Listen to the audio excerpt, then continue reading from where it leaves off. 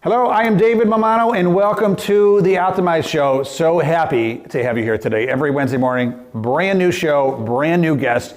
Today it's a very special guest because it's a longtime friend of mine. Met him when I was 18 in college, a fraternity brother, Lonny Anger. Thanks. Welcome to the Optimize Show. Thank you. Thanks for having me. I'm so excited to have you here. You're going to hear the Brooklyn accent a little bit, even though you live in Florida now. So I'm having you on the show not because you're a friend. I mean, that's kind of a bonus package. I thought it was because you didn't want me telling you stories. That's what you told me. That's true. That's true. You know a lot is about me, so I appreciate you keeping that quiet. Now your journey, your story is just super fantastic. You have ridden the roller coaster of your career very well. You've gone up, you've gone down, you've gone to the dark tunnels, turned around, the loops, and you always find your way back up, right? So that's why I want, not only like what your business is now, we're gonna talk about that, but I also wanna talk about your journey as well, your personal career journey. Because I think, the show's called Optimize, and it's all about optimizing. Usually, business, but also like how to optimize your mindset in your personal life too. So that's why you're on the show. Well, thanks for having me, I appreciate it. Of course. So Lonny Anger, I wrote down the full name of your company, right? So the Merrick Industrial Management Corporation. I got that right? Yeah. Which is a construction company in Florida. And you could go a little deeper, but I know that when you started it, you were doing mostly hospitals, right? But we're gonna get into, you've optimized the trends in Florida. So we're gonna talk, so pay attention, we're gonna get to that, it's exciting stuff. But first I'm gonna ask you about your journey. So we went to college together, University at Buffalo, Yes. which we like to call the Harvard of SUNY. That's correct. Right? New York, the Harvard of New York, exactly, there we go. And we worked we not only were Sammy Brothers, go Sigma from you. Yep. We worked at the Spectrum, That's which correct. was the college newspaper. That's right. And I just found out yesterday, they went digital. Really? Yeah, Interesting. as of yet, they found surprised. no more print, sad. But when we were there, it was like 11,000 copies, 3 times a week. It was like a real newspaper, right? It was a real newspaper. And we sold ads, and when we graduated, we both got jobs in radio sales, right? When people used to listen to the radio too, right? Right.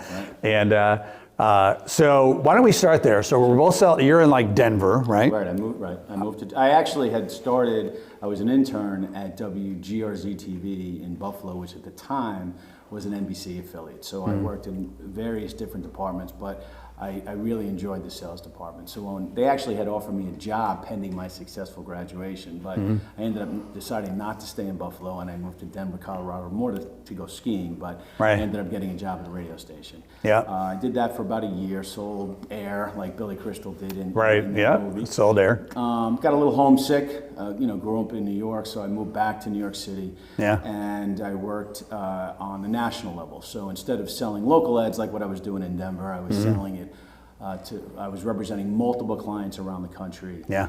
And did fairly well, was promoted to a management role, and then towards the beginning part of in the 2000s, I was promoted to a senior vice president of ABC, where we had the ABC radio stations, Radio Disney, and ESPN radio stations.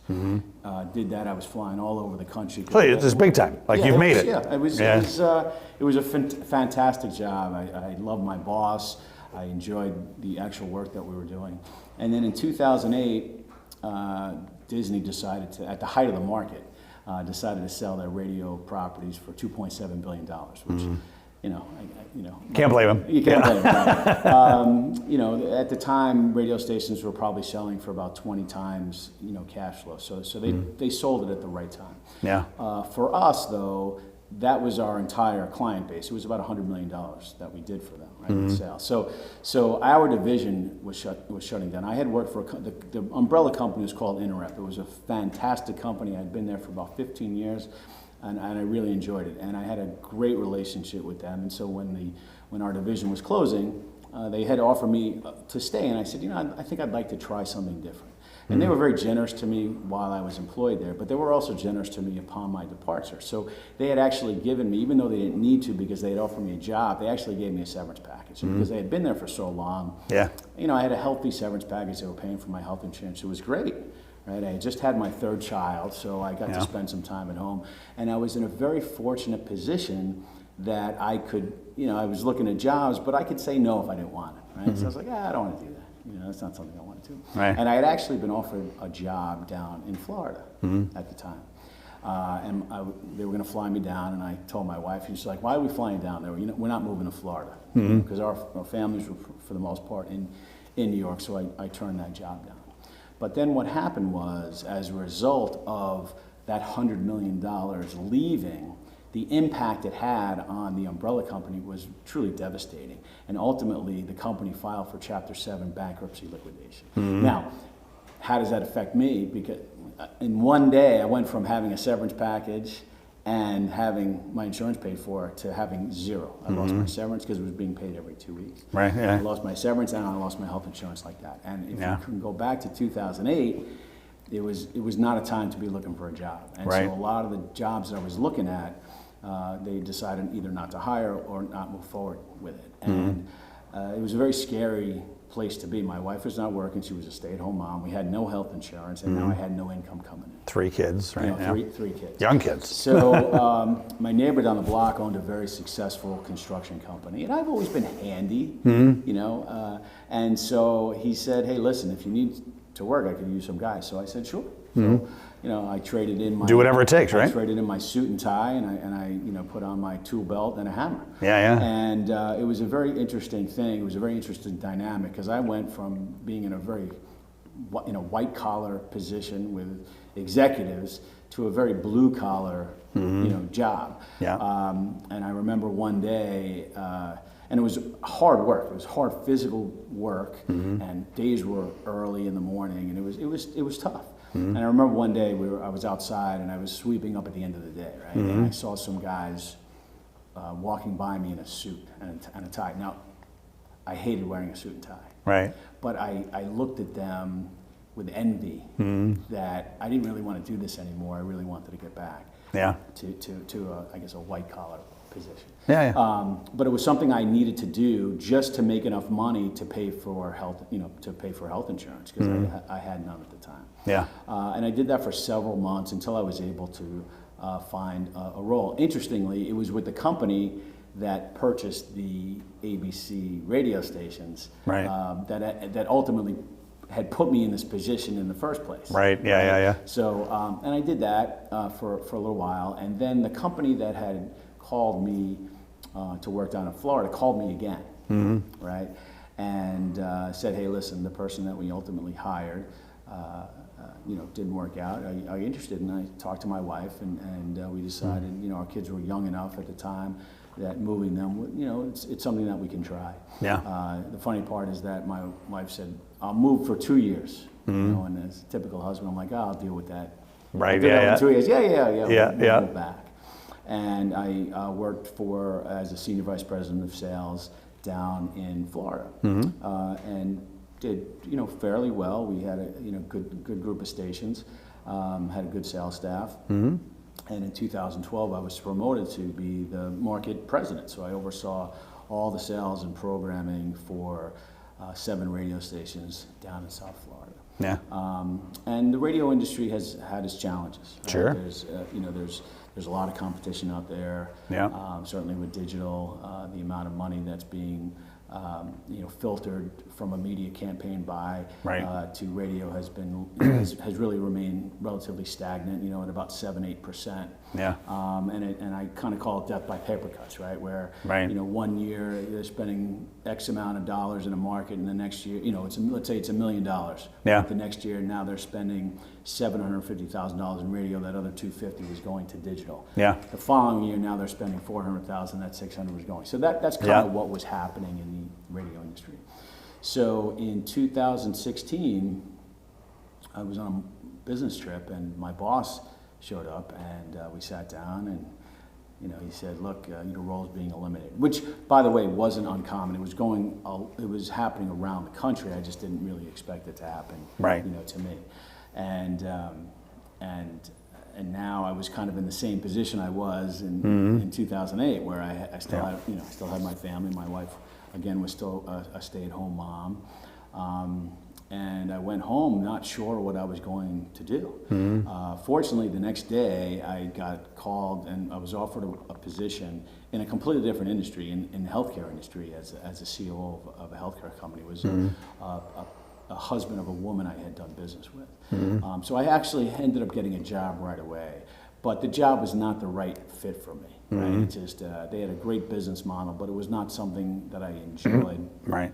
Interestingly, my former company had called me up and asked me if I wanted to come back, but move to either, I think it was Denver, Dallas, or Tampa. And I wasn't ready to make that move for several reasons. One, at the time, moving my children would have been very disruptive to their lives. Yeah. The other part is that I saw where the industry was headed, and I didn't really want to go through this again. So, I stayed at that.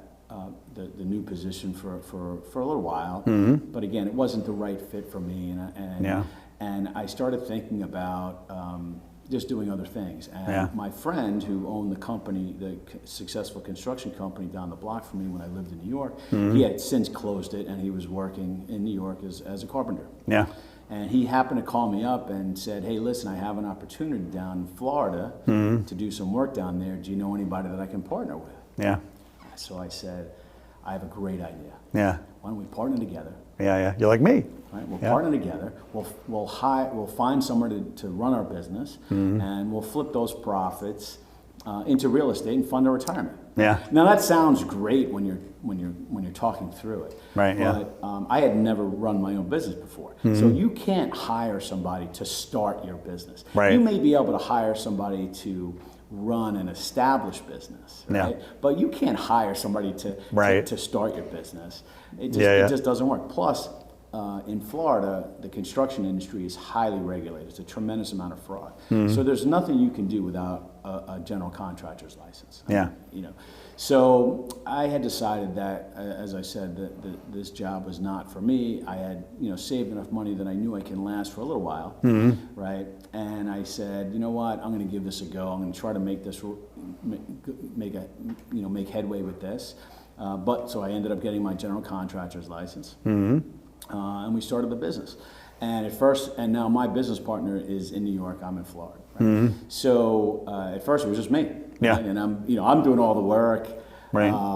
And I can do most of it. Right. But not really all of it. And then as I started getting other jobs where I wasn't as familiar with, I ended up hiring this guy named Jerry, who's actually still with me today. And he could build this building from the ground up. That's how talented he is. Yeah. So I knew he was a keeper. And we ended up slowly but surely growing the business. Now at the same time, I had gotten a call from somebody that I used to do business with in New York, who had asked me to come with him on a business meeting. He had owned a small advertising agency. And I said, sure. I flew up there, and afterwards he offered me a job. And I said, look, I can't move back to New York. I just started this business. And he said, well, you know what? You can work from home. This is pre-COVID now, so we're ahead of the curve, Cutting edge. Cutting edge. So I said, this is a unique scenario for me where I can work from home and also build my business, and we started doing that, and slowly but surely both businesses actually grew. To the point where I did that for a few years, and then I realized I was probably at this point wasn't doing either job very, very well, right? Because it got so busy. So I ended up leaving that job, and I was able to sustain myself and a salary with my business. Same thing happened with my partner, where he left his position, and we've been trying to grow the business ever since. Yeah. So that's why I'm about having you on the show, because you got your butt kicked a few times, but you always found your way back, and so you kind of optimized quote unquote failure, right? Getting let go, your position eliminated, right? And you weren't too proud, like just pick up a hammer and sweep floors, whatever it took. And little did you know that experience would lead to something else, right? Now you have your own construction company, right? Who knew, right? And so so the name of the company again is Merrick Industrial Management Corporation. Merrick because you're from Merrick, Long Island, right? Well, you lived there for a while. No, right? so when well, I grew up in Brooklyn, but Yeah. I lived in Merrick, Long Island, which is where my partner and I met. So when we were deciding on the name for the company, we couldn't. Right. We were like, what should we name it? And we said, oh, we met in Merrick, let's name it Merrick. Yeah. No, it works out great. Yeah. So tell us about Merrick. So you guys started that, and now how did you know what to focus on? I mean, you could have done residential, you could have done education buildings, right? College buildings, whatever. You focused on hospitals, healthcare, right? Right. Just because you knew that was booming. Well, no, we didn't have that kind of foresight. I would love to admit we did, but we didn't. So what happened was the opportunity that I had mentioned happened to be in a hospital. And as we started, 100% of our business right now is referral business or repeat business. Yeah. And we actually are still doing work. We've been open since 2017. That first project that we did in that hospital, we're actually the hospital has about 80 buildings. Yeah. So we have been doing multiple projects over the years at that hospital system, and then because of that, doing work in a hospital is very different than doing it really elsewhere, because you have to worry about patient safety in terms of making sure you're making dust and things like that. You have to make sure that doesn't impact the patients. There are certain hours you have to work. You can't just walk into the elevator with your equipment. There are other ways to go, so you have to count. You have to take that into consideration. So because of that, we've kind of become hospital experts in terms of how to work that, and I think that the hospital systems that we work for have recognized that and choose to continue to do business with us. So it became a niche. Yeah. But then there was a new trend happening in Florida. All my friends in Florida, hey, do you play pickleball? Do you play pickleball? I'm like, no, I don't play. It's actually really big here too. Yeah. There's like pickleball, clubs opening up, and people are like obsessed with pickleball, right? I haven't played yet. I played tennis. I played racquetball. Not pickleball though, but I want to do it. But you saw, this massive trend going in Florida where they're playing all the time, right? So this gave you an idea. Well, I would love to take credit for the idea, but I can't. You're so modest. Yeah. I can't. What had happened was I am a pickleball player. Somebody taught me about 2 years ago, right? And I ended up really enjoying it. Yeah. It's a great game. As a matter of fact, it's one of those things where when you travel, you can take your stuff with you, as opposed to a tennis racket that's larger and things like that. Like, for instance, on this trip here to New York, I have my paddle with me. I'm playing tomorrow morning, right? Yeah. So I started playing more and more and more, and I started playing with this guy named Jason. And after a game one day, he says to me, hey, you're a general contractor, right? I said, yeah. And he says, what do you think about building pickleball courts? I said, where? And he says, in people's backyards. And we don't do residential work. And the reason why we don't do residential work is because I know in New York, unions are large and big, right? But Florida's a right-to-work state, so unions are not big. But my partner is very big into the union in New York, so we became a union contractor in New York. So we pay a fair wage, their health insurance, and their pension. And what happens is with that, my costs are higher, right? So, residential work is typically more cost focused. And so from a competitive standpoint, it's very difficult for us to compete on that level because our costs are high. Hospital work is a little bit different because, yes, costs are always a factor, but they really need to make sure it's done right. You can't afford a lawsuit if something happens and things like that. So, so that's really why our business model is more commercial based. So when he mentioned doing it in people's backyards, at first I was like, "There's no way I want to do that." I said, and then he just kind of kept asking me, and I said, "Well, I don't even know how to do it." Yeah. Right. I don't even know how to do it. Right. So he goes, just think about it. So I go back. Now I'm a certified small business in Miami-Dade County, Broward County, Palm Beach County, and West Palm Beach County, and also a certified small business for the school boards of Palm Beach County, Broward County, Miami-Dade. So the reason I tell you that is every county job, any city or county job, it comes across my desk. So I know all that's going on in terms of construction. Yeah. But for the most part, I delete most of them because, again, we try to really stay in the hospital and education vertical, right? Right. So I went to go look at all the city park construction projects. Again, I usually delete those because I don't really do that work. Yeah. Every single one for the last year had a pickleball element to it. Right. Right? Yeah. So I said, all right, so there is demand here. There's something going on. So what? Yeah. Okay, that solves one problem, right? Yeah. What's the second problem is I don't know how to do it, right? So Right. I had asked, I had gone into where I live in my city, and I asked for the plans of the most recent courts that were built. And I'm looking at the blueprints, and I'm like, this is it? This is easier than the work I do. I mean, Right, we yeah, do yeah. this all the time, right? You know? Yeah. So I went back to my friend. I said, you know what, let's, I think we have something here. Yeah. So we started the company, and the demand has been out of control. It's taken off. It's just the amount of people that they want to convert their courts or build a new court or change or add some lines or whatever it is. The demand has been absolutely incredible. And I remember you telling me that it's the original idea was people's backyards, but you're doing Right. like you said, clubs and schools or whatever. We have been doing some people's backyards, but we've been doing a lot with municipalities and city parks and HOAs. And it's really been incredible. Fantastic. So proud of you. Thank you. So proud of you. So, kind of a different episode here because, like I said, I'm usually interviewing CEOs and they're focusing on how they're optimizing their people, their processes, their profits, etc. But this, folks, is a story about optimizing a journey and a business, which I think is just, you got a great story. The only thing I wonder about is, do you think Jeff Bezos is upset that he's got your face? Do you think? I wish I had his wallet. No, really good. Thanks for coming up all the way from Florida just for this. No, I'm just kidding. This was a nice little bonus. Actually, Lonny is coming up because we went to University of Buffalo together way back in the late 80s, early 90s. And Lonny, for the third year in a row, is winning a UB Fastest Growing Company Award. And so really excited, proud of you for 3 years in a row. Great. You always say, I'm going to be at the bottom of the list, and you're coming up number 2, number 3. So really proud of you. Thanks for making time to do this too. Great. Thanks for having me, David. We have to have you another year and see what you're doing next. We'll What are you going to be expanding to next year, right? So very exciting. Thanks for the invite. Appreciate it. Absolutely, Lonny Anger. Hey, people want to look you up. LinkedIn. LinkedIn. Yeah. I'm on LinkedIn. Yeah. Excellent. All right. So Lonny Anger, don't even have to spell it, so easy, right? So, excellent. All right. Well, thanks again. Wish you continued massive success. I also want to thank you, everybody, for watching another episode of The Optimize Show. We're on YouTube. We're on our website. Check us out. Please, big favor, subscribe on YouTube. We need more and more subscribers. Like us, share us, tell all your friends about it. And we really would appreciate that as we build this show.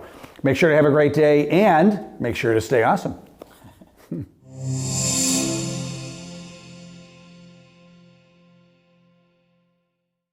Hello, I am David Mammano, host of The Optimize Show. Thank you so much for being here today. Truly appreciate you.